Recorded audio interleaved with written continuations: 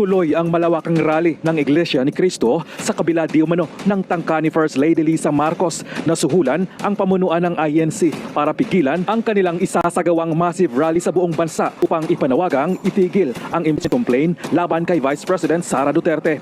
Pagkos ay sanib-puwersa pa ang ibang relihiyon at maging ang ating mga kapatid na Muslim sa buong bansa ay sasali na rin sa gagawing malaking rally.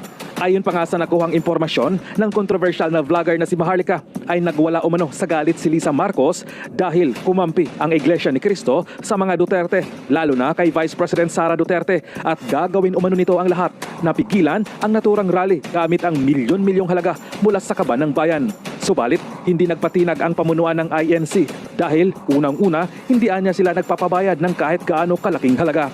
Komento pa nga ng ilang dismayadong netizens, naging presidente lang ang asawa. Feeling niya, siya na si Queen Elizabeth ng England. Hay nako, pagsamahin niyo pa ang kayamanan niyo ng mga araneta. Barya lang ang inyo na tigsi 5. Kakatawa itong asawa ng BBM. Bangag lang ang umiisip niyan.